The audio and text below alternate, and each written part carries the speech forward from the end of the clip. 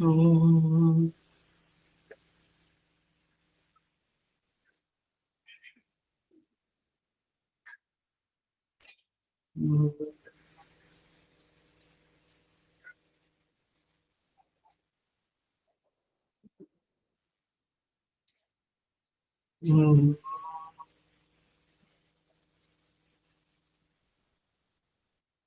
ओम सहना भवतु सहनौ भुनक्तु सह वीर्यं करवावहै तेजस्विनावधीतमस्तु मा विद्विषावहै। ओम शांति शांति शांति। समस्त जन कल्याणे निरतं करुणामयं नमामि चिन्मयं देवं सद्गुरुं ब्रह्म विद्वम्।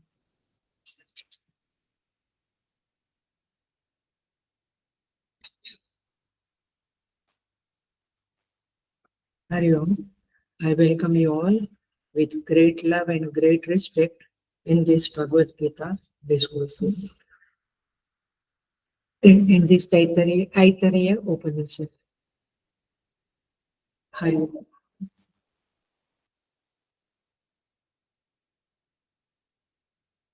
So we will chant Shanti Mantra and first mantra of Aitareya Upanishad. Om Vame Manasi Pratishphita Mano Me Vachit Pratishphitam Avirāvirma Edi Vedasya Mahānisthaha Shrutam Me Mahrahasehi Anena Adhitena Ahoratran Sandadhami Ritam Vadishyami Satyam Vadishyami Tanmamavatu Tadvaktaramavatu Avatu Mam Avatu Vaktaram Avatu Vaktaram. Om Shanti Shanti Shanti. Prathama mantra, Prathama adhyaya, Prathama khanda, Prathama mantra. Om Atma va idameka eva agre aseta na anyata kinchana nishata sa ikshata lokanu shuja iti.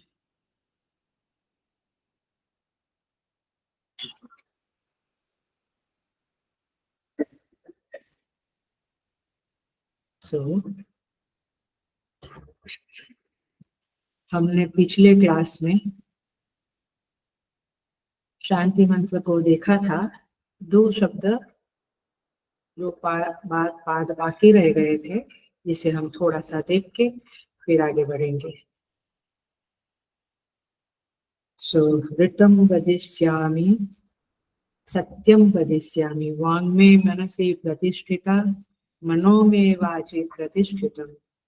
मेरा मन वाणी में प्रतिष्ठित हुए, वाणी मन में प्रतिष्ठित हुए, अर्थात मेरा सोचना, मेरा सोचना और मेरा बोलना इनमें फर्क न होवे।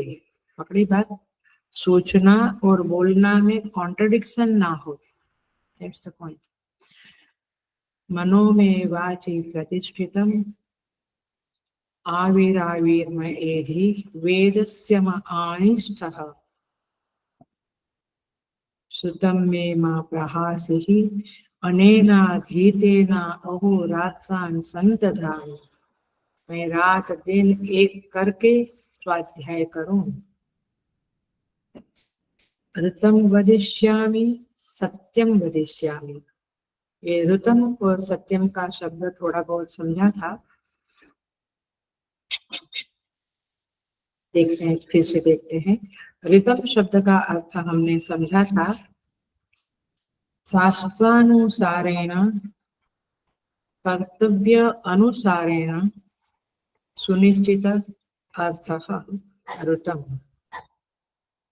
शास्त्र के अनुसार और मेरे कर्तव्य के अनुसार मेरे बुद्धि में जो एक कन्विक्शन पैदा हुआ है, सुनिश्चितम अर्थम माने conviction, I should do this, I should not do this, ऐसा शास्त्र को पढ़कर फिर अपना कर्तव्य को देखते हुए जो अपनी बुद्धि में पक्का डिसीजन आता है उसे क्या कहेंगे, सुनिश्चित अर्थ, उसे कहेंगे।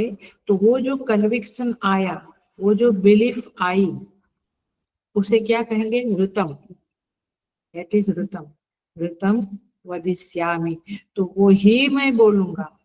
जो मेरा कन्विक्शन नहीं है, जो मेरी बिलीफ नहीं है, जो मुझे सही नहीं लगता है, वो मैं नहीं बोलूंगा। आया, उसे क्या कहेंगे, ऋतम वदिष्यामि। हमें सही ये लगता है और हम कभी कभी दूसरों को गलत एडवाइस देते हैं, सही एडवाइस नहीं देते। मन में पक्का है कि सही तो यही है, बट हम सही, शायद वो आगे बढ़ जावे, शायद ये। सो मन और वाणी, मन में जो कन्विक्शन है वही वाणी पे आवे, इसे कहेंगे ऋतम वदिष्यामि। Are you getting the point? मैंने,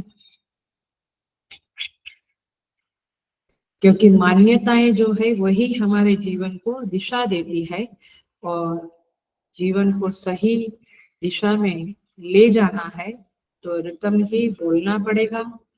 और ऋतम है शास्त्र के अनुसार, कर्तव्य के अनुसार जो सही है वो करना, इसे कहेंगे ऋतम वदिष्यामि। अब सत्यम शब्द थोड़ा कम समझा था, इसलिए पुनः देखते हैं जरा सा। सत्यम वदिष्यामि का अर्थ होता है जो हमारे मन में, हमारी बुद्धि में सुनिश्चित अर्थ हो गया, कन्विक्शन हो गया, उसका हम आचरण के स्तर पे पालन करें। समझ में आया? I should follow that in my life, in my behaviour. जो मैंने बोला रितम, वो मेरे जीवन में आचरण के स्तर पे आवे, मेरे बिहेवियर के स्तर पे आवे, उसे कहेंगे सत्यम वदिष्यामि। आया? मैं सत्यम वदिष्यामि माने मैं उसको फॉलो कर सकता हूँ, तो मैं सत्यम वदिष्यामि। मेरी बुद्धि में कन्विक्शन है तो ऋतम वदिष्यामि। अभी तक I have not done that, केवल मेरे माइंड में है कि सत्य बोलना चाहिए, सत्य। आई एम कन्विंस कि ट्रूथ बोलने से ही विजय होगी, झूठ बोलने से विजय नहीं होगी। अहिंसा से ही हमारा भला होगा, हिंसा से भला नहीं होगा, ये कन्विक्शन है। लेकिन आचरण के स्तर पे मैं झूठ बोलता हूँ, मैं हिंसा करता हूँ, तो फिर सत्यम वदिष्यामि नहीं आएगा।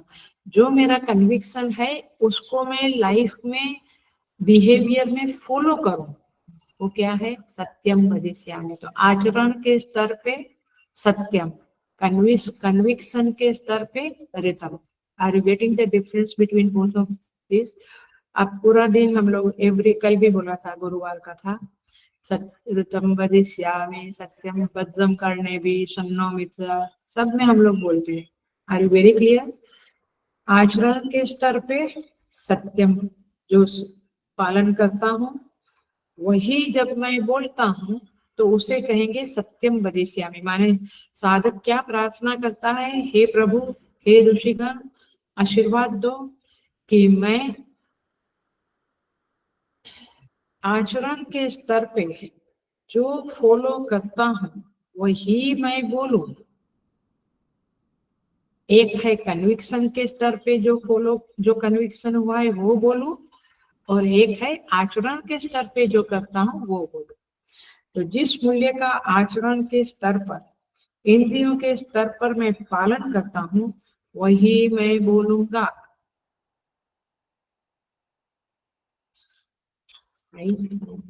अर्थात हम किसी को एडवाइस देते हैं, यार सेवा करना चाहिए, ये जन्म मिला है, थोड़ा सेवा करना चाहिए, और हम खुद सेवा करना चाहिए, कन्विक्शन है मेरे में, बट मैं उसका, मैं करता नहीं हूँ, तो फिर मैं सत्यम वदिष्यामि नहीं आएगा, ऋतम वदिष्यामि ठीक है, क्योंकि मैं I am convinced, I am telling others, but I am not following it, तो फिर सत्यम वदिष्यामि नहीं हो गया है। तो सत्यम माने मैं उसको फॉलो करूं तब सत्य। अब एक बात समझने जैसी है, वो हम समझ ले। जिसका हम समर्थन करते हैं, प्रतिपादन करते हैं, कभी कभी वो चीजों के लिए जीवन में प्रसंग ही नहीं आता है। We don't get a opportunity to follow those values. आया, वो वैल्यू सिस्टम को फॉलो करने की कभी अपॉर्चुनिटी नहीं आती है। जैसे कि पुनर्जन्म, स्वर्ग, परमात्मा, ये सब हम जानते हैं, लेकिन हमें पता नहीं है। We are talking to others. Garuda Purana पढ़ो, कल एक जबरदस्त वीडियो आया है, अभी तक देखा नहीं है, बट वो अम्मा का वापस मुझे पूछा उन्होंने वापस, आपने सुन लिया? मैंने बोला नहीं सुना। उसमें प्रश्न है, वो टाइटल में हम पितृदोष का निवारण करते हैं, दादाजी पर दादा वगैरह का, लेकिन वो पितृ है क्या? माने अभी वो पितरलोक में है क्या कि दूसरा जन्म लेने को निकल गए? तो फिर पितृदोष का क्या मतलब है? मैं सुनूंगी, अच्छा होगा तो आप लोगों को भी डालूंगी। सो जब मैंने कन्विक्शन हुआ मुझे, तो फिर मैं डालूंगी। Anyway, so the point is this कि कई चीजें हमें पता नहीं है, तो we can not follow that in the life, but we can definitely speak about that because conviction है, क्योंकि शास्त्र ने बोला। तो शास्त्र के द्वारा जितने मूल्य मान्यताएं निष्पन्न होती है, वे सब कुछ आचरण में आ जावे, ऐसे प्रसंग नहीं होते हैं। तो क्या करें, क्या ना बोले क्या हम? तो देखो, शास्त्र ने आपको कहा ईश्वर नाम की कोई चीज है, ईश्वर कोई है, उनका भक्ति करो, पूजा करो, उनका स्तुति करो, पाठ करो। अब इस सत्य का आचरण में कैसे फॉलो होगा? ईश्वर है ये कैसे आप दिखाएंगे किसी को, है ना? अहिंसा आप दिखाएंगे, क्योंकि यू विल डू द क्षमा, आप उनके प्रति रिएक्शन नहीं करेंगे, तो अहिंसा तो दिखाया आचरण में, बट ईश्वर है ये कैसे दिखाएंगे? तो वो पूछेगा, हैव यू सीन लॉर्ड? आपने भगवान को देखा है? नहीं, तो आप चुप रहो, आप बोलो मत भगवान के बारे में, ऐसा नहीं होगा। सो ऐसा नहीं कि जब तक ईश्वर का अनुभव ना करे तब तक ना बात करे। ऋतम वदिष्यामि है, कन्विक्शन है तो बोलो।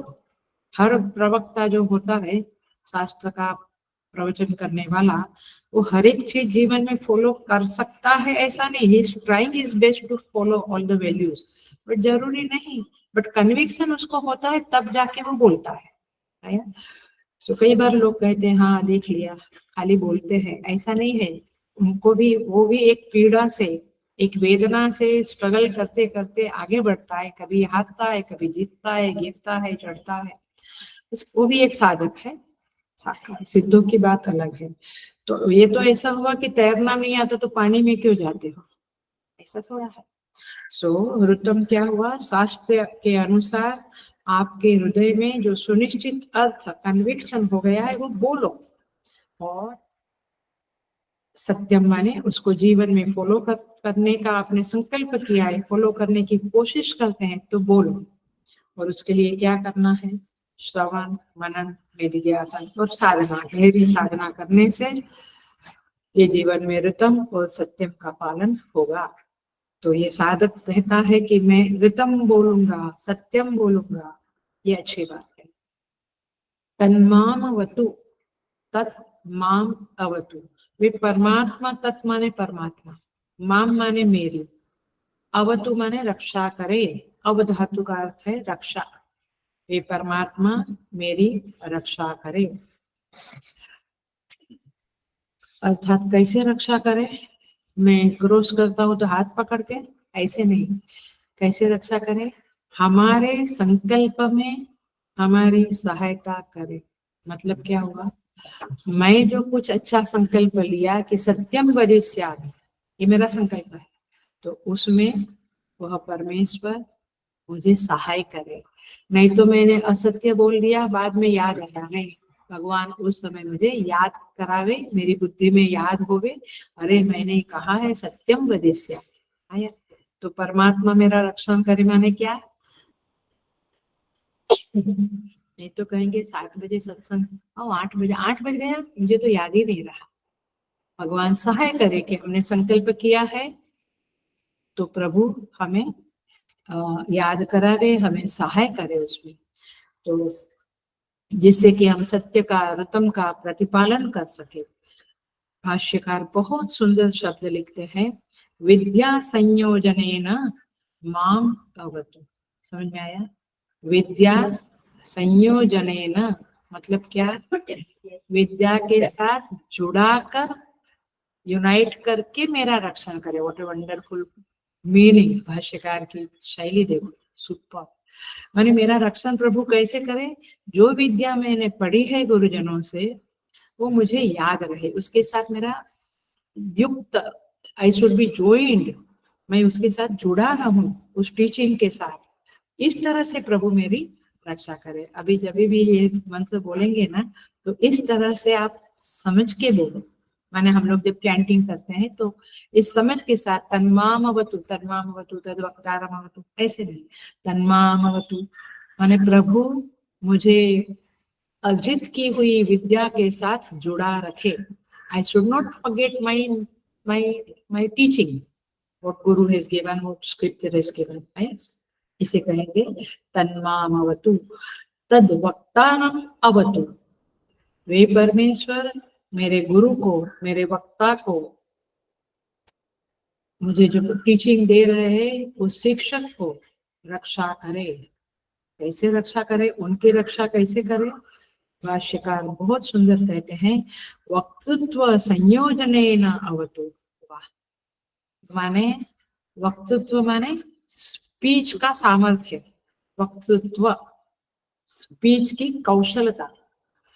मेरे वक्ता को, मेरे टीचर को, मेरे गुरु को वक्तृत्व से माने बोलने की कला से, बोलने के कौशल से संयुक्त करे, जोड़ा रहे। मैंने वक्ता बेचारा बीच में गड़बड़ ना करे, आया, अथवा कुछ ऐसा ना बोले जो शास्त्र ने नहीं बोला है, जो गुरु ने नहीं बोला।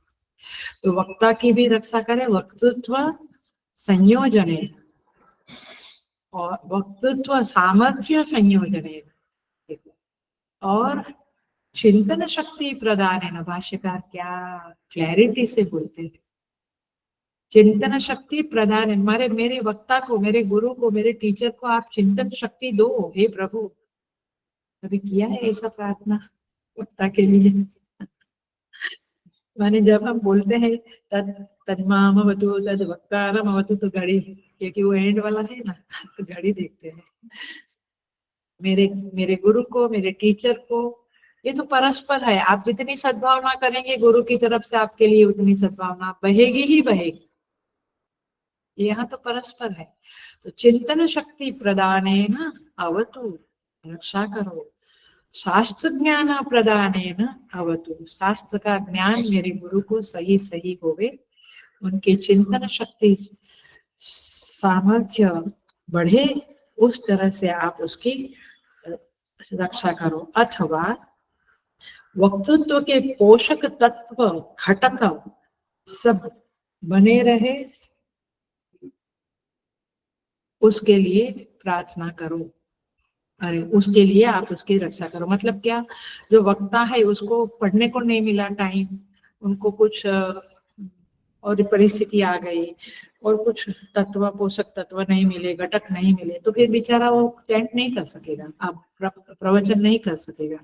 सो कहने का तात्पर्य है, जैसे अभी एक डिस्टर्बेंस आ रहा है तो इधर उधर देख रहे हो। सो वक्ता को पोषक तत्व रहे, माने he should be having all the favorable situation to do the चिंतन, to do the प्रवचन, एंड उनकी हेल्थ अच्छी रहे, उनका परिस्थिति ठीक रहे, ये सब प्रार्थना है। आया? वक्तारम अवतु, अवतु माने रक्षा करे, चलो सहाय करे। ज्ञान की रक्षा के लिए सुन लेना, अच्छे से सुन लेना।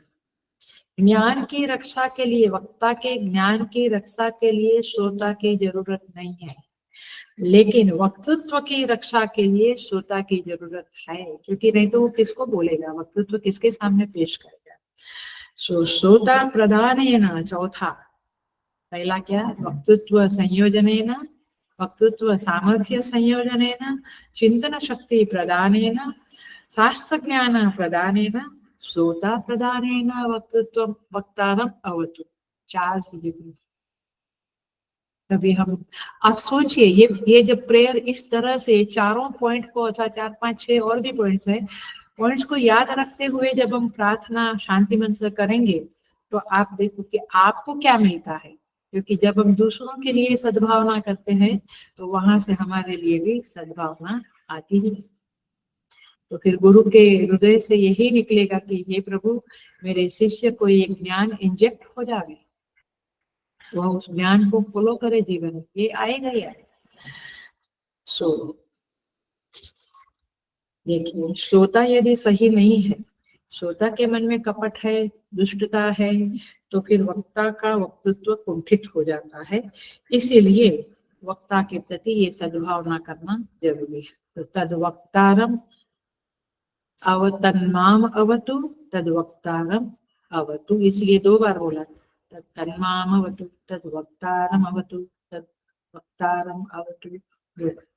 सो पुनर्वचन आदरार्थम, भाष्यकार लिखते हैं ये 2 बार क्यों बोला, सेकंड टाइम आदरार्थम, माने आदर के लिए, रिस्पेक्ट के लिए ऐसा बोला जाता है। एक उसमें कामना का एक वेग होने के कारण भी पुनर्वचन कहा जाता है। जैसे आप क्या कहते हैं लौकिक में, आप कहते हैं ये इतना कर दीजिएगा, हाँ जरूर करना, हाँ मतलब क्या, भार दिया, एम्फेसिस, ऐसे वक्ता के माने ऐसे इस मंत्र में पुनर्वचन जो है वो आदर के लिए है, वो एम्फेसिस करने के लिए है। सो माने आई वांट इट डेस्परेटली, प्रभु, तो 2 बार बोला जाता है हमेशा सारे मंत्र में, आप देखते रहना। ओम शांति ही शांति ही शांति ही, माने त्रिविध शांति की कामना करते हैं। अनंत ताप है, आदि भौतिक, आध्यात्मिक, आधिदैविक। सो 3 मुख्य कैटेगरी है, वैसे तो अनंत ताप है। साधक कहता है जब तक निष्ठा न होवे प्रभु, उन तापों को होल्ड करके रखना, जब मेरी निष्ठा अच्छी हो जावे फिर आप रिलीज करो, I will be able to bear, मैं हिल नहीं जाऊंगा। नहीं तो साधना के समय कुछ होता है तो आदमी हिल जाता है साधक, फिर छोड़ देता। तो भगवान निष्ठा होवे तब तक पक्का करके रखना। तो इस तरह से यह मंत्र, शांति मंत्र, मंगलाचरण का मंत्र यहाँ पे पूरा होता है। आप उसको 2-3 बार सुनना और फिर उसके मुताबिक जब चैंट करो तब उस भाव को लाना, उस प्रेयर की डेप्थ को अपने चित्त में लाकर फिर वह शांति मंत्र का पाठ करना।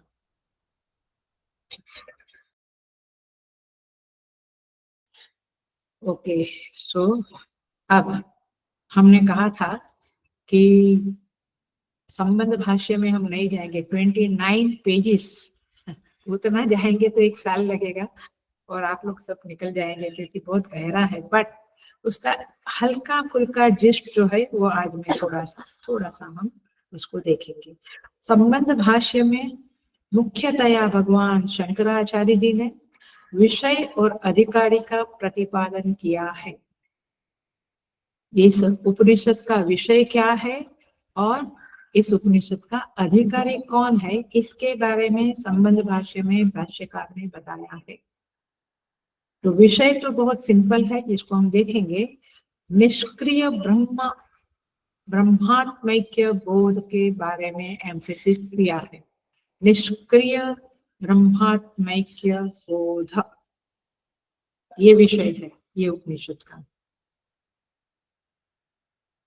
निष्क्रिय माने क्या, वो भी हम देखेंगे। ब्रह्मात्मैक्य बोध का प्रतिपादन है और इस उपनिषद का मुख्य अधिकारी है परिव्राजक, साधु, सन्यासी, निवृत्त पुरुष, जिसके जीवन में, अथवा आप समझ लो सीनियर सिटीजन काइंड ऑफ, जो निवृत्त हो गए हैं अभी, रिटायर्ड, जिसके जीवन में बहुत प्रवृत्ति नहीं है, प्रवृत्ति बाहुल्य से जिसका चित्त व्याकुल नहीं होता है। एक्टिविटीज होती है तो चित्त में विक्षेप आता ही आता है, ये हम जानते हैं, थोड़ा बहुत डिस्टर्बेंस आता ही है। सो कैसा साधक होना चाहिए इस उपनिषद का, माने ये हमें डेवलप करना है, दैट्स द पॉइंट। और यदि हम उपनिषद पढ़ते हैं तो थोड़ा फालतू का प्रवृत्ति ना करें, इधर उधर का बातें, इधर उधर का चैट्स, व्हाट्सएप चैट या टीवी में कम कर दें। षट संपत्ति युक्त समाधम, ये षट संपत्ति युक्त होना चाहिए, साधन चतुष्टय संपन्न होना चाहिए, यानी विवेक वैराग्य षट संपत्ति मुमुक्षा, और ऐसा अधिकारी इस उपनिषद के लिए योग्य है। आप ऐसा नहीं सोचना कि हमारे अंदर तो ये सब कुछ नहीं है तो कल से हम छोड़ दे, नहीं। जिसके अंदर ये षट संपत्ति और साधन चतुष्टय नहीं है, न्यूनता है, वे भी उपनिषद का स्वाध्याय करें, क्योंकि उस स्वाध्याय करने से उसका अधिकार बढ़ेगा, and he will be a मुख्य अधिकारी बन जाएगा। सो उपनिषद में जो बातें कही जाती है वो हमारे चित्त में स्फुरित नहीं होती है, we are not able to digest it, तो फिर हमें क्या लगता है, छोड़ो ना, आई एम नॉट डिजर्विंग। ऐसा नहीं, आप सुनते रहो तो क्या होगा, आप धीरे धीरे अधिकारी बनेंगे। So we must listen. तो ये बातें भगवान भाष्यकार ने भाष्य में कही है, क्योंकि साधक को जब लगता है कि मैं अधिकारी बनूं और वो धीरे धीरे सुनते रहता है तो बन जाता है, लेकिन यदि ऐसा लगता है कि आई एम नॉट डिजर्विंग तो फिर वो छोड़ देता है, तो फिर उसका साधना छूट जाता है और फिर वो अधिकारी होने की आवश्यकता भी भूल जाता है और आखिर में उसके हाथ से स्वाध्याय छूट जाता है। तो मंद मुमुक्षु होने के बावजूद भी आपको श्रवण करना चाहिए। आपकी मुमुक्षा माने मोक्ष की इच्छा, मुमुक्षा माने मोक्ष की इच्छा तीव्र नहीं है, आपको अभी गाड़ी बंगलों की इच्छाएं है, तो भी आप स्वाध्याय करें, उपनिषद सुने, क्योंकि कभी कभी लगता है कि आई एम नॉट डिजर्विंग, लेकिन आप सुने। तो तात्पर्य ये है कि आप सुनते रहे। अधिकारी भेद से फल भेद अवश्य होगा, किसी को बहुत ठीक से समझेगा वो जीवन में आगे बढ़ेगा साधना में, कोई नहीं बढ़ता है, वो ठीक है, लेकिन आपको सुनते रहना चाहिए और अधिकार को बढ़ाने के लिए श्रवण मनन करते रहना चाहिए। तो इस तरह से यहाँ पे ये बात कही है। अब देखते हैं कि कैसे भगवान भाष्यकार और क्या बात कहते हैं, वो हम देखेंगे।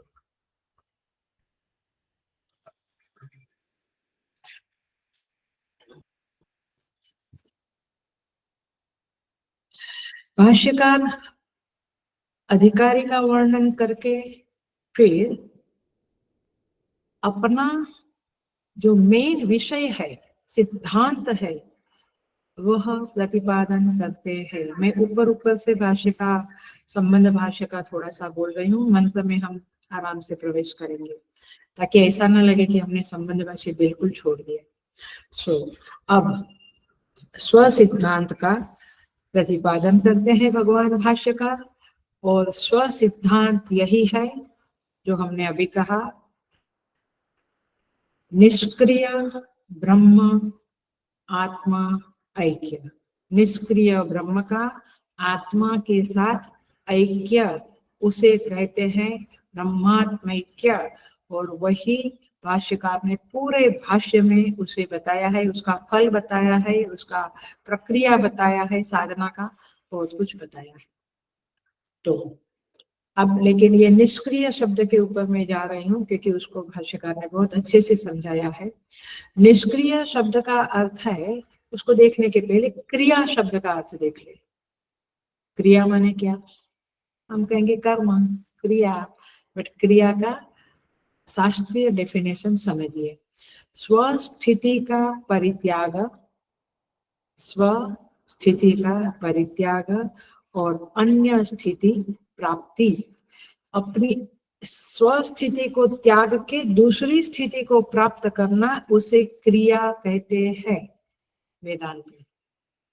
माने अभिप्राय क्या हुआ, विक्रिया, परिवर्तन, चेंज, दैट इज कॉल्ड क्रिया। आई बात समझ में, क्रिया माने देखो, कोई व्यक्ति बहुत परिश्रम करता है, एक एक पत्थर को हटाने के लिए बहुत परिश्रम करता है, लेकिन पत्थर 10 किलो का है, हटता नहीं है, 20 किलो का है, चलो हटता नहीं है। तो पत्थर में कोई क्रिया नहीं हुई, लेकिन व्यक्ति में हुई, क्योंकि उसकी शक्ति में परिवर्तन आया, हट गया, तो परिवर्तन हो गया ना। तो वो पत्थर नहीं ढकला गया, लेकिन काम तो हुआ, क्रिया तो हुई, क्योंकि वो हटाने वाले को पसीना आया और थक गया, तो उसके ऊपर क्रिया हुई, तो उसको कहेंगे क्रिया। समझ में आया?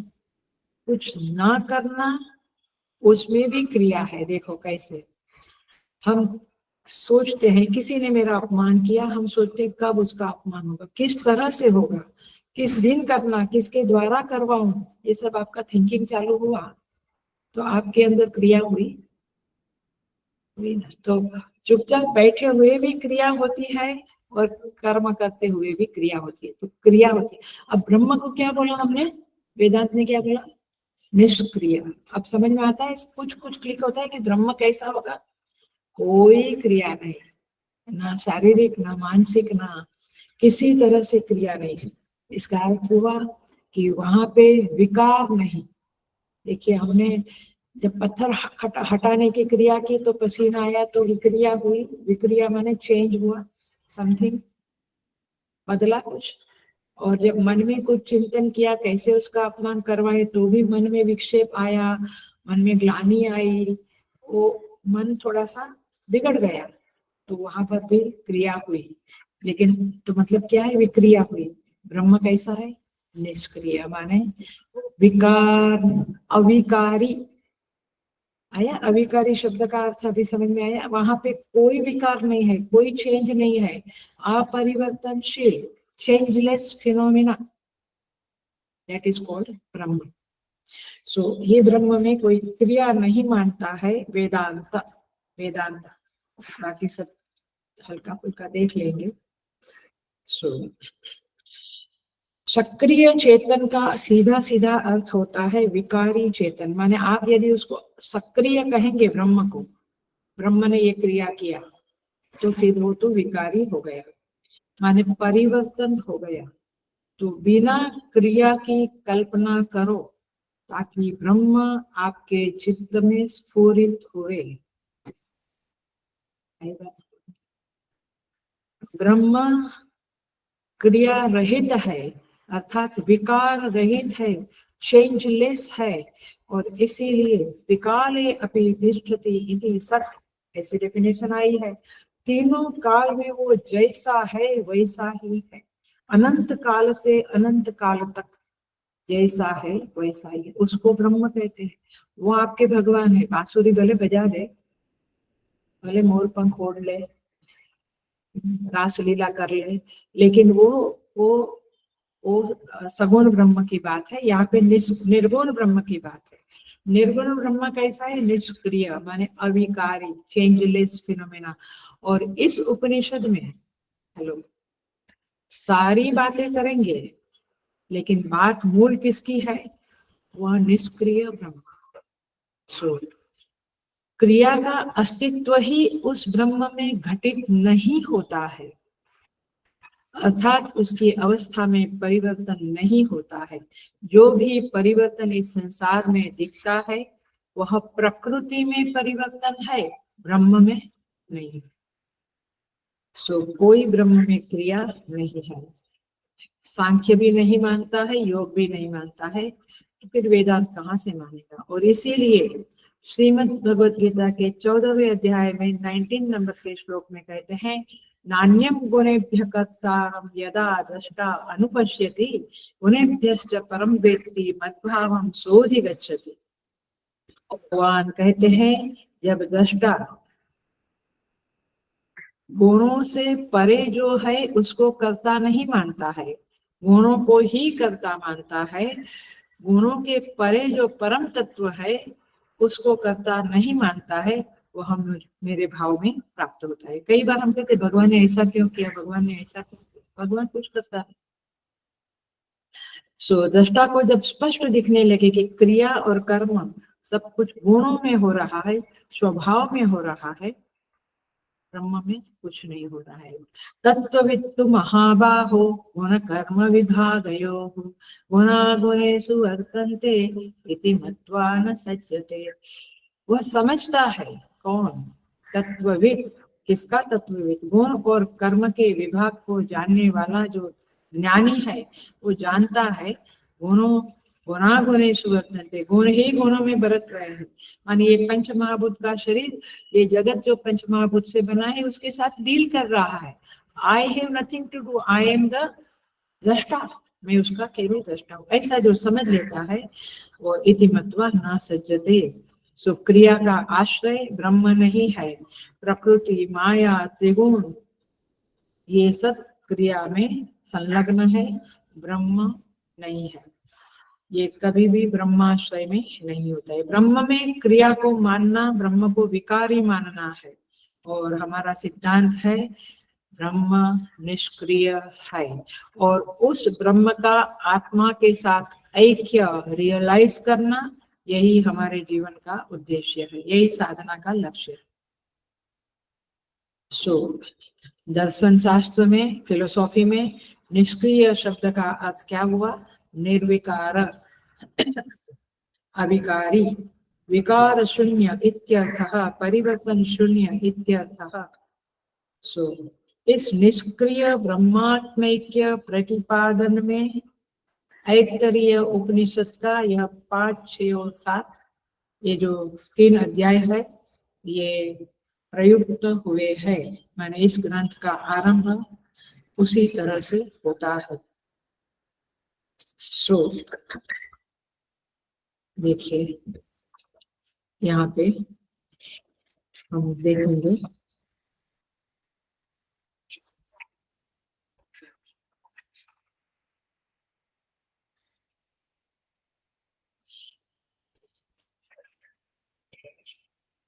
थोड़ा सा देख लेते हैं।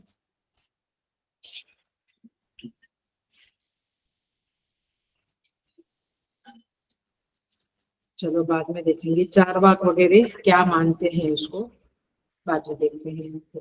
अभी हम थोड़ा सा प्रवेश करते हैं मंत्र के उसमें। प्रथम मंत्र जो है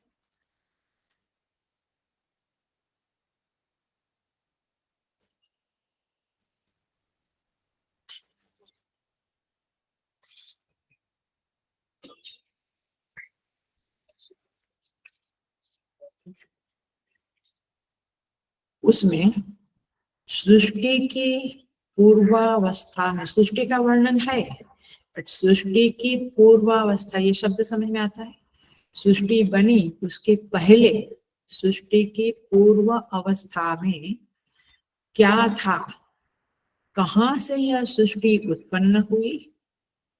मुझे केवल मेरे घर में इंटरेस्ट है, उतनी बात करो, सृष्टि की बात मत करो। ये उपनिषद सृष्टि के संदर्भ में बात करेगा।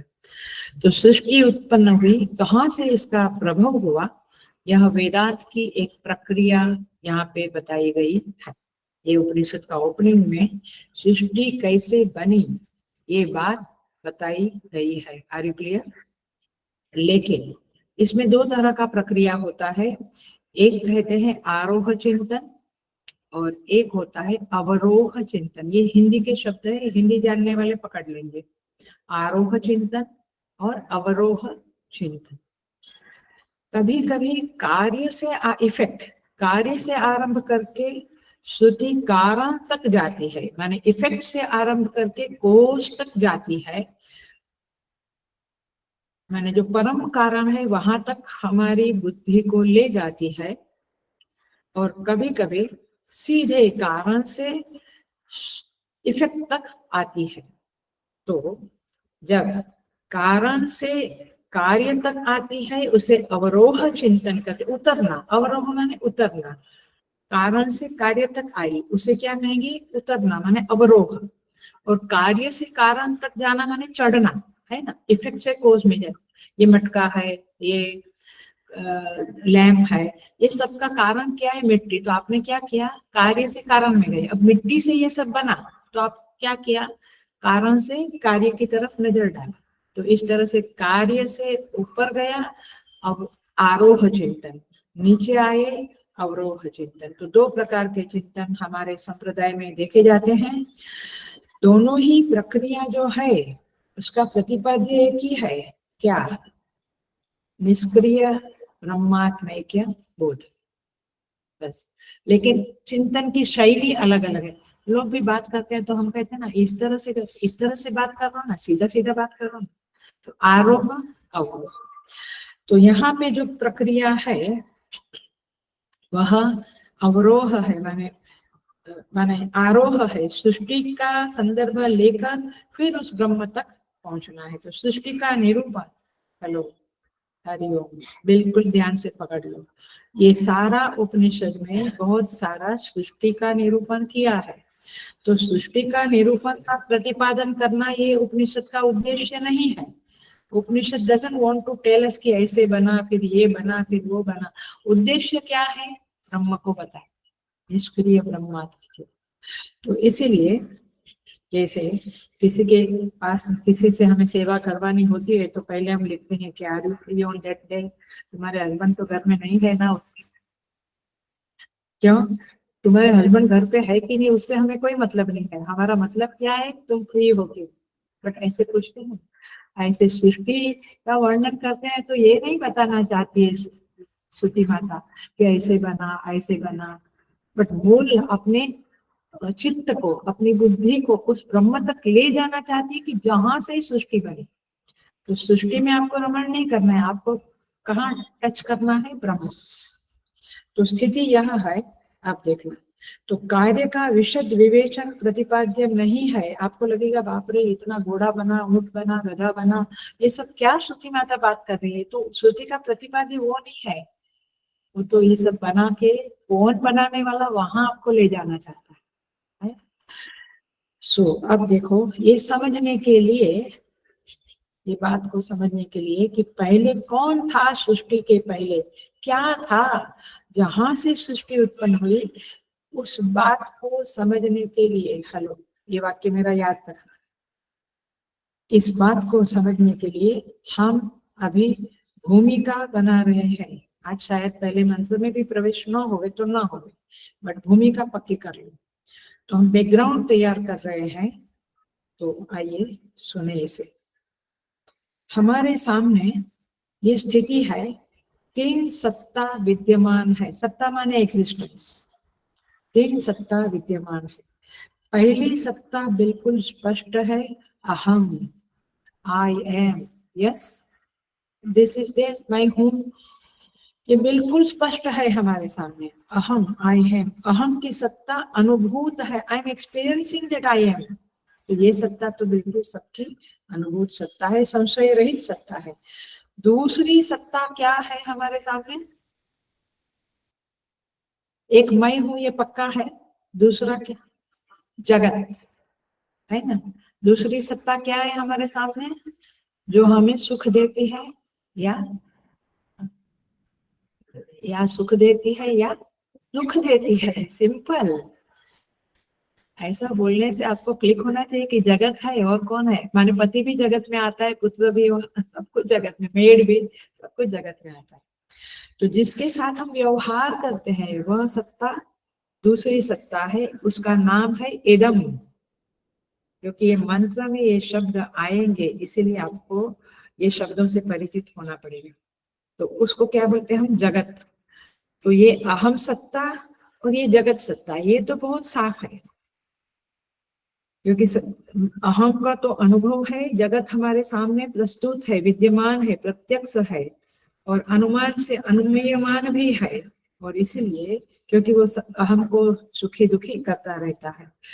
लेकिन हेलो, तीसरी एक सत्ता है जिसका नाम लेने के पहले हम उसे कहेंगे अदृष्ट सत्ता। अदृष्ट माने जो दिखने वाली, जगत दिखता है, मैं खुद मेरे को अनुभव करता हूँ। तीसरी एक सत्ता है, उसको हम नाम देंगे अदृष्ट सत्ता। कोई भी बुद्धिमान मनुष्य को ये नहीं लगता है कि इस जगत में केवल दो सत्ता है, सबको, जिसको थोड़ी भी अक्ल है उसको समझ में आता है कि तीसरी एक अदृष्ट सत्ता भी विद्यमान है इस जगत। उसको बारंबार ये प्रतीत होता है कि मेरे और जगत के बीच में कुछ और है, कोई और है, वो दिखता नहीं है, अनामी है, लेकिन वह अदृष्ट है सही। किस रूप में है वो? किस रूप में है? अदृष्ट रूप में है, बट किस रूप में है सुन लो, ताकि हम उससे अवेयर बने। हम कुछ संकल्प करते हैं, उसके लिए कुछ योजना बनाते हैं, उसके लिए कुछ उद्यम करते हैं, साधन करते हैं, और फिर भी वह काम सफल नहीं होता है। तब हमें एहसास होता है कि कोई है जो मेरे इस संकल्प को पूरा होने में बाधा डालता है। चाहे हम दुनिया वाले को ब्लेम करें, बट हमें लगता है कि कोई है, कुछ तो है। और इसीलिए हम जब कार्यान्वित करने के लिए साधन जुटाते हैं, और सारे साधन हमारे पास है, सब कुछ है, लेकिन कुछ ऐसी शक्ति है, कुछ ऐसा एक अदृष्ट है जो योजना को सफल नहीं होने देता है। और इसीलिए ऐसा नहीं कि साधन की कमी के कारण हुआ, कुछ तो है जिसके कारण ऐसा हो गया। क्योंकि दुनिया में बहुत लोग हैं जिनके पास बहुत साधन है, संकल्प है, उद्यम है, दे कैन अचीव इट, फिर भी वो मिला नहीं, वो सक्सेस नहीं हुआ। और कई बार लोग साधनहीन है, उसके पास कुछ नहीं है, उतनी संपत्ति, उतना उद्यम, उतना संकल्प नहीं है, फिर भी उनका कार्य हो जाता है। स्कूल में जब एग्जाम रिजल्ट आता है तो कहते हैं अरे ये गोल्ड मेडलिस्ट बनना चाहिए था, ये प्रधानमंत्री, ये मंत्री बनना चाहिए था, ये कैसे हार गए, ये कैसे जीत गए। कुछ ना कुछ एक शक्ति है जो साधनहीन व्यक्ति को भी सक्सेस दे देता है, और उसका काम पूरा हो जाता है। और साधन युक्त व्यक्ति है, बहुत उद्यम, संकल्प, योजना, प्लानिंग इज परफेक्ट, फिर भी वो ब्रिज टूट जाता है, कभी कभी दोषों के कारण, बट कभी कभी कुछ है शक्ति। तो फिर लोग क्या बोलते हैं, पता नहीं ऐसा कैसे हो गया, तो बोलते हैं ना, पता नहीं कैसे एक्सीडेंट हो गया, सब केयरफुल था, सब कुछ था, कैसे ये पता नहीं, वो रतन टाटा कैसे बन गया, वो भीमसेन जोशी कैसे बन गया, झाकिर हुसैन कैसे बन गया। हम भी उतनी ही मेहनत करते थे, हम भी उतने ही साधन जुटाते थे, लेकिन वो कुछ होता है तो कोई कुछ बन जाता है, और कुछ होता है, कोई शक्ति है जिसके कारण आप नीचे भी चले जाते हो। तो ये मानव जाति का अनुभव है, और ये कल्पना नहीं है, ये एवरी अवेयर व्यक्ति, अवेयर इंसान जो है, सभान व्यक्ति को, बुद्धिमान व्यक्ति को ये समझ में आता ही आता है। जैसे अनुभूयमान सत्ता अहम है, एदम है, वैसे ही ये एक अदृष्ट सत्ता है जिसको नकारा नहीं जा सकता है। सुदूर क्षेत्र में, गहरे जंगल में, गांव में वनवासी, आदिवासी रहता है, वह भी वो पढ़ा लिखा नहीं है, इतना बुद्धिमान नहीं है, फिर भी वो इस सत्ता को स्वीकार करता है। कैसे? हम देखते हैं कि वो पेड़ को धागा चढ़ाता है, हम भी चढ़ाते हैं, हम भी तीर्थ क्षेत्र में जाते हैं तो पेड़ को धागा बांधते हैं, फिर कुछ मनौती मानते हैं, एक्सेट्रा। बट वो भी ऐसे अदृष्ट सत्ता को स्वीकार करता, चाहे वृक्ष को मान ले, उसको कृष्ण और राम के बारे में नहीं पता है, उसको सूर्य की और चंद्र की पूजा नहीं मालूम है, लेकिन वो वृक्ष को मानता, वो शीलाखंड को मान लेता है, उसको महादेव नहीं पता, शीलाखंड को मान लेता है, और उसे प्रसन्न करने के लिए अनेक पद्धतियों से कुछ फल फूल रखता, कुछ मूल रखता, कुछ पत्ता रखता, प्रसन्न करने की जल चढ़ाता, प्रसन्न करने की सारी प्रक्रिया करता रहता है। वो नृत्य और गान भी करता है, आप टीवी देखेंगे, वो अभी तो मोबाइल में भी बहुत कुछ आता है, वे लोग डांस करते हैं, नृत्य करते हैं, किस काय के लिए? वो अदृष्ट सत्ता को प्रसन्न करने के लिए, खुश करने के लिए, आशीर्वाद के लिए, मतलब कोई है, ये मानते हैं।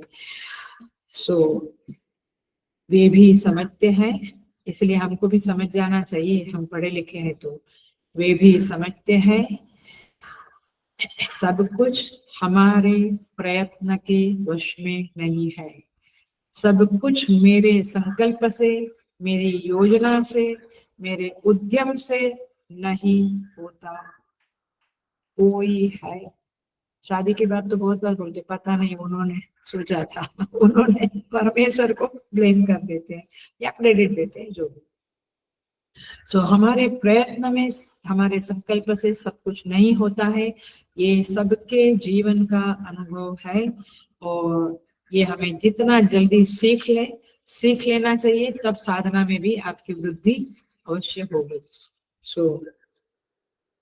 ऐसा नहीं मैन प्रपोजेस गॉड डिस्पोजेस, ऐसा नहीं। मैन कभी कभी बहुत हल्का फुल्का संकल्प है तो भगवान उसे पूरा भी कर देता है, हमेशा डिस्पोज करता है, ऐसा नहीं।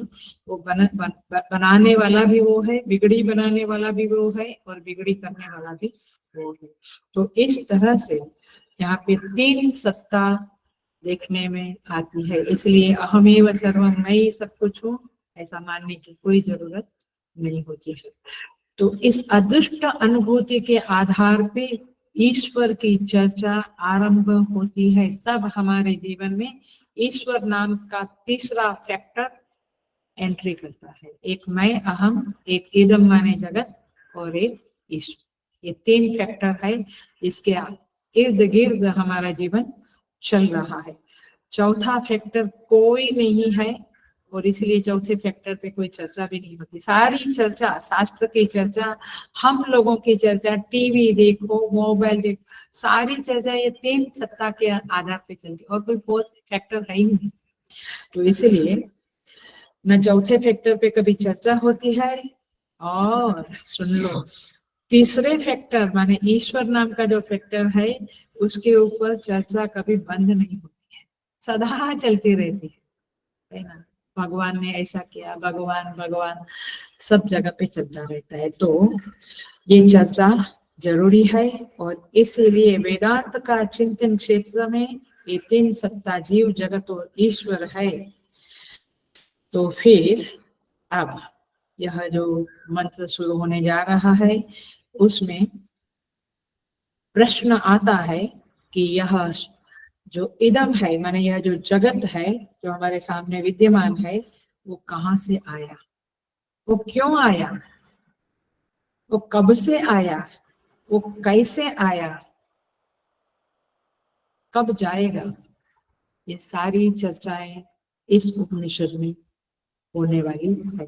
तो you are very clear about this Upanishad, what kind of Upanishad is this. पूरा अलग है ना, तैतरीय में अलग था, ईशावास्य में अलग था, सारे उपनिषद अलग है। इसलिए सारे उपनिषद बहुत इंटरेस्टिंग है, बहुत इंटरेस्टिंग। कठोपनिषद तो मृत्यु के संदर्भ में, केनोपनिषद तो मन के मूल में जाने वाला, मन को कौन घुमाता है।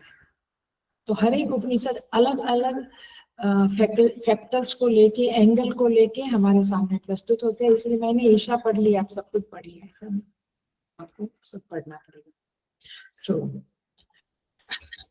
तो ये प्रश्न मनुष्य के अंदर आते हैं, पशु के अंदर नहीं आते हैं और इसीलिए हम मनुष्य है तो ये प्रश्न हमारे अंदर आने चाहिए। तो हम देखते हैं कि ये जो सत्ता है, अदृष्ट सत्ता ईश्वर, वही सृष्टि का उद्गम स्थान है और उसे हम देखेंगे क्योंकि यह ईश्वर ही परिस्थिति को भेजता है, ऐसा हम समझते हैं और वो सही है। हमारे कर्म के अनुसार फल रूप में ईश्वर कर्म फलदाता है और इन दैट सेंस वो परिस्थितियों को हमारी तरफ भेजता है। और हम इतने लाचार है कि हम चाहे वो परिस्थिति हमेशा आती नहीं है और हम चाहते हैं कि परिस्थिति दूर हो जावे, ये परिस्थिति, बीमारी दूर हो गई, ये आदमी मुझसे दूर हो जावे, ये स्थान से मैं कब अपने स्थान में चला जाऊं। It's not in our hand. सब कुछ परिस्थिति हमारे अनुसार आती नहीं, हमारे अनुसार जाती नहीं, ये बड़ी जकड़न वाली स्थिति है।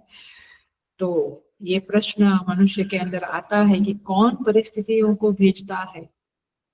सो 5 प्रश्नों का जो उत्तर है वह इस उपनिषद में बताया जाएगा और इसके बारे में जो चिंतन है वह केवल 2 जगह पे होता है, समझ लेना।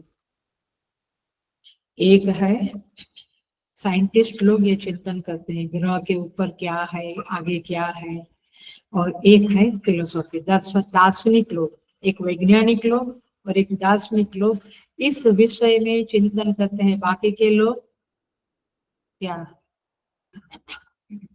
ड्रेस मटेरियल, कुकिंग, डाइट, बुखार को कैसे दूर करें, ये पेड़ को कैसे बढ़ाए, माने सृष्टि के संदर्भ में ही चर्चा करते हैं। सारी दुनिया की चर्चा सृष्टि के संदर्भ में ही है। इसने अपमान किया, इसने मान दिया, यहाँ से पैसा मिलेगा, यहाँ से। ओहो, केवल फिलोसोफर्स माने दर्शन शास्त्र और वैज्ञानिक लोग इस विषय में चिंतन करते हैं। ये अहम सत्ता, जगत सत्ता और ईश्वर सत्ता क्या है। तो आप यदि इन प्रश्नों में इंटरेस्टेड है तो शास्त्र पढ़ो, और केवल जगत के ही कुंडाले कुंडाले में आपको गोल गोल घूमना है तो फिर मत पढ़ो। सृष्टि के बारे में अलग अलग सिद्धांत निकाले गए हैं, और हम थोड़ा सा देख ही लेते हैं, क्योंकि मंत्र में आज नहीं ही शायद प्रवेश करेंगे। थोड़ा देख लेते हैं। वैज्ञानिक लोग, क्योंकि पूरी सृष्टि मीमांसा आने वाली है तो उसका बेस बना रही हूँ मैं। आचार्यों ने ये माने भगवान शंकराचार्य जी ने संबंध भाष्य में ये बेस बनाया है, उसी को मैं ऊपर ऊपर से टच कर रही हूँ। We are not going one by line in bhashya, नहीं तो बहुत गहरा हो जाएगा। वैज्ञानिक लोगों ने सृष्टि का जो चिंतन किया है उसमें कारण तत्व की स्थापना की है। कहाँ से सृष्टि आई ये बताया है, बट उन्होंने क्या बताया है, विस्फोटवाद। विस्फोटवाद माने पहले आकाश था, गैस पिंड थे, और फिर कुछ रासायनिक केमिकल प्रक्रिया हुई उसमें, और फिर महाविस्फोट हुआ और सृष्टि बनी। माने आकाश था, गैस पिंड था, और दोनों के बीच में कुछ रासायनिक प्रक्रिया हुई और फिर सृष्टि बनी। ठीक लगता है आपको? और ये कब हुआ? अरबों साल पहले हुआ, ऐसा निर्णय हुआ। और फिर सबसे बड़ा गैस पिंड सूर्य कहलाया, छोटे छोटे पिंड ग्रह कहलाए, और ये सब अपनी अपनी स्थिति में माने अपने अपने कक्षा में स्थापित हो गए। किसके आधार पे स्थापित हुए? गुरुत्वाकर्षण के आधार पे स्थापित हुए। जो ग्रह है वो सूर्य की परिक्रमा करने लगे, उपग्रह है वो ग्रह की परिक्रमा, ग्रहों की परिक्रमा करने लगे। और हम जो बैठे हैं वो कौन सा ग्रह है? पृथ्वी ग्रह है, और उसके उपग्रह चंद्रमा उसके आसपास घूमता रहता है। उपग्रह है। तो इस तरह से सारी सृष्टि का ताना बाना उन्होंने बना दिया वैज्ञानिकों ने। और मेन उनका आधार क्या बना? विस्फोट और गुरुत्वाकर्षण, लॉ ऑफ ग्रेविटी। बस उसके कारण ये सृष्टि है और सब कुछ हो रहा है। तो गुरुत्वाकर्षण शक्ति ही धारणा कर रही है, सारा पृथ्वी सब कुछ टिका हुआ है, और ये जो गति कर रहे हैं ग्रह उपग्रह, ये सब कुछ का कारण है गुरुत्वाकर्षण। तो इस तरह से उन्होंने बात करी, बट जो शास्त्र है वो उनसे सहमत नहीं है, विज्ञान के साथ सहमत नहीं है। क्यों? क्योंकि सृष्टि जो उन्होंने मानी वह पहले आकाश और गैस पिंड था ऐसा मान लिया, तो आकाश एंड गैस माने वायु भी तो सृष्टि का अंश है ना, तो फिर वो कहाँ से आया? वहां पे मौन, वहां पे they couldn't do the research, नहीं कर पाए। इसीलिए ये यहाँ तक हमें समझना, हम ज्यादा नहीं जाएंगे, भाष्यकार भी थोड़ा ही गए हैं, लेकिन हम आ जाते हैं दर्शन के ऊपर। अब दार्शनिकों का मत थोड़ा हल्का सा देखेंगे, हल्का सा। इसमें दर्शन शास्त्र पता है ना कितने हैं?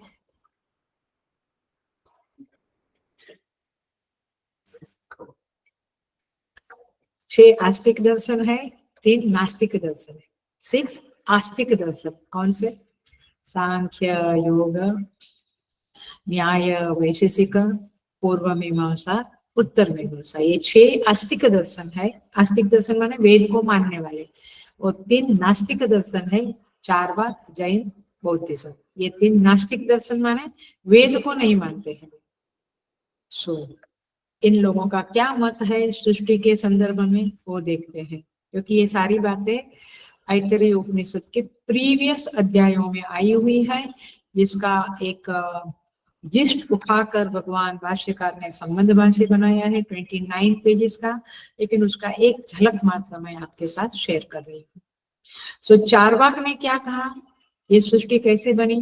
बोले 4 महाभूत से बनी और उसमें क्रिया विक्रिया प्रक्रिया होती रही और फिर इसका परिणाम स्वरूप ये पेड़ पौधे पहाड़ इत्यादि बन गए। ये उनका 4 महाभूत, उससे उसमें क्या हुआ, इंटरेक्शन हुआ, उसमें कुछ विक्रिया क्रिया प्रक्रिया बनी और फिर ये सृष्टि बन गई, ये उनका मानना है। और उसका परिणाम चेतन भी है और जड़ भी है, ऐसा भी लोग मानते हैं। जैनिज्म, आपको बता दूं मैं, किसी को ये सारी डिटेल जानने की इच्छा है तो स्वामी सुबोधानंद जी का के 2 ग्रंथ है, एक प्रमाण मीमांसा और एक दर्शन शास्त्र का भी ग्रंथ है, आप मिशन से मंगवा सकते हैं। तो जैनियों ने क्या माना, द्रव्य को माना। जैन बोले कि कुछ द्रव्य था उसके द्वारा ये सृष्टि बन गई, माने लेस्या माना, पुद्गल माना, ये उनके टेक्निकल वर्ड्स है। और कई आकाश थे, ऐसा उन्होंने, कुछ द्रव्य था माने आकाश थे कई सारे, और तीर्थंकर लोग जो उनके होते हैं, महावीर भी एक तीर्थंकर माने जाते हैं, तो 24 तीर्थंकर मानते हैं उन लोगों में, वे लोग अलग अलग आकाश में रहते हैं और उनका नाम है आलोक आकाश। तो इस तरह से ये आकाश के द्वारा बाद में सृष्टि बनी। और वे लोग मानते हैं कि जीव जो है वो नित्य जीव रूप में है, भैया वहां पे मोक्ष की कल्पना नहीं है, मोक्ष नहीं होता।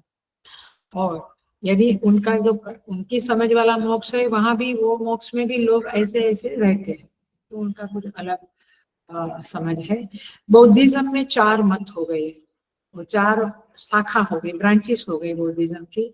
और किसी ने कहा बहिर्जगत सत्य है, किसी ने कहा अंतर जगत सत्य है, किसी ने कहा कि नहीं दोनों ही जगत मिथ्या है, किसी ने कहा दोनों ही जगत सत्य है। ऐसे 4 विभाग बन गए उनके अंदर। तो सृष्टि क्या है, तो उनके अंदर कहने लगे विज्ञान मात्र सृष्टि है, माने ये जो वृत्ति ज्ञान हमें होता है ना, वो ज्ञान मात्र सृष्टि है। हम क्या कहते हैं, ये पंच महाभूत सृष्टि है। वो कहते हैं ओनली आपके अंदर जो ज्ञान उत्पन्न होता है वो सृष्टि है। और कोई कहते हैं शून्य को, वे कहते हैं सब कुछ शून्य है, वे सृष्टि को शून्य के रूप में देखते हैं, नथिंग इज देयर। उसकी बहुत डिटेल में जाएंगे तो समझेगा। लेकिन वे कर्म के सिद्धांत को मानते हैं, पुनर्जन्म को कोई मानते हैं कुछ नहीं मानते हैं। तो इस तरह से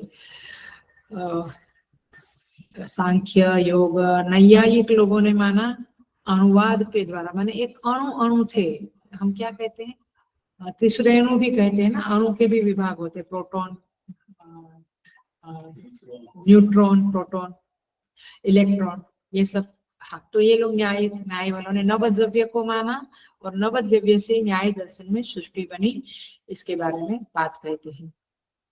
और फिर वैशेषिकों ने एक विशेष तत्व को उसमें ऐड किया और सृष्टि बनी, ऐसा कहते हैं। सांख्य लोगों ने क्या माना, सांख्य दर्शन ने क्या माना, प्रकृति और पुरुष को माना। उन्होंने कहा कि ये सारी सृष्टि किससे बनी, पुरुष और प्रकृति से सृष्टि बनी है। तो आता है ना पुरुष पुरुष प्रकृति स्थो ही भूंगते प्रकृति जान गुणान, गीता में आता है सारा, माने वो वहां पे ये बात 13 चैप्टर में बताते हैं। सो इस तरह से उन्होंने सृष्टि की व्याख्या की। योगी लोगों ने माने योग दर्शन जो है वहां पे 3 तत्वों को माना, बोर नहीं होना है, 3 तत्वों को माना। क्या, पुरुष को माना, प्रकृति को माना और ईश्वर को भी माना। उन्होंने ईश्वर तत्व को भी माना और फिर उन्होंने कहा कि ईश्वर सबसे पहला सर्वोदेशाम अपि काले न अनवच्छेदा, माने जो गुरु है वही ईश्वर है वही गुरु है, और वो सबसे पहले ईश्वरी गुरु थे। ऐसा करके उन्होंने पुरुष, प्रकृति और ईश्वर को माना। अब पूर्व मीमांसा ने क्या माना? उन्होंने प्रकृति को माना, त्रिगुण को माना, सत्व, रजत और तम, ये तीनों गुणों को पूर्व मीमांसा ने माना। और उन्होंने कर्म को प्रधान माना, प्रकृति को माना, गुणों त्रिगुण को माना, लेकिन कर्म को प्रधान माना। उन्होंने कर्म के ऊपर जबरदस्त एम्फेसिस किया, बोले कर्म ही सब कुछ है। तो सृष्टि के संदर्भ में उनका ये मानना हुआ कि ये, और वे कहते हैं कि शुद्ध चिन्मय नाम की कोई सत्ता नहीं है और केवल कर्म ही सत्य है, और इस तरह से वे लोग का मानना है। अब उत्तर मीमांसा क्या कहती है? उत्तर मीमांसा माने वेदांत। वेदांत क्या कहता है? उन्होंने कहा अतीन्द्रिय विषय स्तुति ही प्रमाण। अतीन्द्रिय विषय जो इंद्रियों से ग्रास्प नहीं किया जा सकता है, उसमें केवल और केवल और केवल श्रुति ही प्रमाण है। माने हम और कुछ नहीं सोचेंगे, श्रुति जो कहती है उसी को हम सत्य मानेंगे। श्रुति ने कहा ब्रह्म सत्य जगत मिथ्या, तो मिथ्या जगत है, और इसलिए वेदांत में उपनिषदों में कहीं 24 तत्व, कहीं 36 तत्व ऐसी बातें आती है, क्योंकि मिथ्या है। तो अतीन्द्रिय विषय श्रुति प्रमाण। और हम आगे आगे आगे देखेंगे वेदांत का भी क्या चर्चा है, मैंने वेदांत का भी क्या मानना है। बट हम भगवान भाष्यकार उत्तर मीमांसा के आचार्य है, वेदांत के आचार्य है, इसलिए हम उन्हें फॉलो करेंगे। तो इस तरह से भगवान भाष्यकार ने कहा अतीन्द्रिय विषय श्रुति प्रमाणम। एवं भाष्यकार 10 उपनिषद का भाष्य लिखते हुए वेदांत को ही हाईलाइट करते हैं, वेदांत को ही दर्शन मानते हैं, माने वेदांत का ही प्रतिपादन करते हैं। लेकिन श्रुति के संदर्भ में देखें तो श्रुति पुराणों को भी ऑथेंटिसिटी मानती है। तो पुराण में भी सर्ग विसर्ग की बातें आती है। सर्ग विसर्ग माने सृष्टि। भागवत जी में क्या आता है, सुना है ना? कितना लंबा लंबा सृष्टि का वर्णन है, पूरे अध्याय खंड के खंड सृष्टि का वर्णन है, बड़ा मजेदार है। लेकिन यदि हम उपनिषद समझेंगे तो भागवत पढ़ने में बहुत अच्छा लगेगा, क्योंकि तब हमें क्या समझेगा, ओ ये बातें चल रही है, बट मूल बात क्या है, उस कृष्ण को, उस शुद्ध चैतन्य को, शुद्ध ब्रह्म को पहचाना। मूल अटेंशन वहां ले जाना चाहता है इवन श्रीमद् भागवतम, और इसलिए उसको परमहंसों का ग्रंथ कहा जाता है। सारे उपनिषदों का सार गीता को कहा जाता है, और गीता कहाँ बैठी है? महाभारत में, माने महाभारत इतिहास में। माने ये सारे ग्रंथ जो है ये वेदांत के उपयोगी ग्रंथ है, और इसीलिए सब कुछ देखना चाहिए, सारे ग्रंथों को समझना चाहिए। ऐसा यहाँ पे भूमिका बनती है, और भूमिका हम अगले थोड़ा सा भाष्यकार का उपसंहार नाम का पैराग्राफ पढ़ेंगे, बट नेक्स्ट क्लास में करेंगे। अभी हम केवल मंत्र देखते हैं, उसका ट्रांसलेशन देखते हैं, ताकि आपको कनेक्शन बैठ जाए कि सारा क्लास इसी के संदर्भ में था।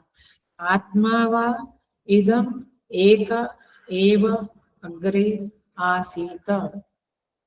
इदम माने या जगत, इदम माने जगत के पहले, एकम एव एकमात्र आत्मा था। समझ में आया?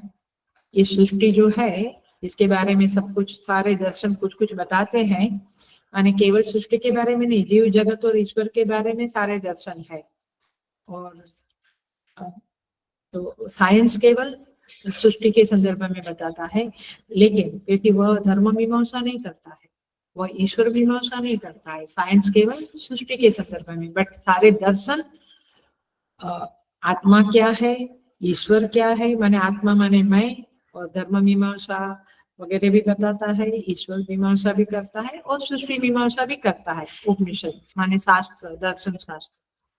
तो क्या कहते हैं, ये सारी सृष्टि उत्पन्न हुई उसके पहले एकमेव आत्मा आसीत, केवल एक आत्मा था, न अन्यत किंचन मिसत, और अन्य कोई भी सक्रिय वस्तु नहीं थी, कुछ व्यापार नहीं था। माने ये सब सृष्टि में जो व्यापार चल रहा है, व्यवहार चल रहा है, ऐसा कुछ भी नहीं था। इमेजिन करो, कुछ भी नहीं है तो क्या होगा, ये सोचा। वह आत्मा थी, ऐसा कहते। स इक्षत, उसने यह सोचा, वह जो था, ये सृष्टि के पहले जो था। हेलो, आप अपनी बुद्धि शक्ति को, चिंतन शक्ति को ले जाओ वहां पे। ये सृष्टि नहीं थी, उसके पहले जो था, उसने सोचा। सतीक्षत माने उसने सोचा, लोकानु सृजा इति, मैं लोगों की रचना करूं। माने ये सारे लोग जो है, पितृलोक, ब्रह्मलोक, भू भुव सुव मह सत्य जना, ये सारे जो लोक है, ऊपर के अतल वितल इत्यादि नीचे के लोक है, ये सारे लोगों की नहीं है, लोगों की रचना करूं, ऐसा उसने सोचा। अब ये जो सोचा उसने, ये हम पीछे अगले क्लास में देखेंगे, बट ये कनेक्शन आपको पता चला आज के क्लास का। आज के क्लास में हमने क्या देखा, तीन सत्ता, अहम सत्ता, इदम सत्ता और ईश्वर सत्ता। ये तीन सत्ता अभी है, ऐसा हमें अनुभूत भी होता है, अनुमान भी होता है, अदृष्ट सत्ता का अनुमान होता है। लेकिन ये तीन सत्ता के पहले क्या था, जहां से ये तीन सत्ता निकली, ये सारी बातें इस उपनिषद में आएगी। और इसलिए ये पहला मंत्र ही काफी 2-4 क्लास लेगा, बट बाद में घोड़ा आएगा, गधा आएगा, केमल आएगा, वो फिर उसमें मैं ज्यादा समय नहीं लूंगी, क्योंकि वहां कुछ है ही नहीं बोलने जैसा। लेकिन ये पहला श्लोक में, पहले मंत्र में 4-5 क्लास, 3-4 क्लास तो एटलीस्ट जाएगा, ऐसा लगता है। एक आत्मा शब्द ही जबरदस्त है, फिर इदम शब्द है, और फिर ये आसीत क्यों लिखा है, वो आत्मा था ऐसा क्यों लिखा है, इत्यादि इत्यादि हम अगले क्लास में देखेंगे। बट आज के क्लास का अच्छा मनन चिंतन करना, तो फिर नेक्स्ट क्लास में आपको सहाय होगी। और मंगलाचरण को भी ना भूलें, आप मंगलाचरण को बाय हार्ट कर लें, और जब चाहे दिन में एक बार, सुबह या रात को, या जैसे भी 1-2-3 बार अवश्य चैंटिंग करें। सारे 10 के 10 शांति मंत्र रोज चैंट करना चाहिए, ऐसा मैं आग्रह करूंगी, और उसका मीनिंग भी समझना चाहिए। ओम पूर्णमद पूर्णमिदं पूर्णात् पूर्णमुदच्यते पूर्णस्य पूर्णमादाय पूर्णमेवावशिष्यते। ओम शांति शांति शांति। हरि ओम। श्री गुरुभ्यो नमः। हरि ओम।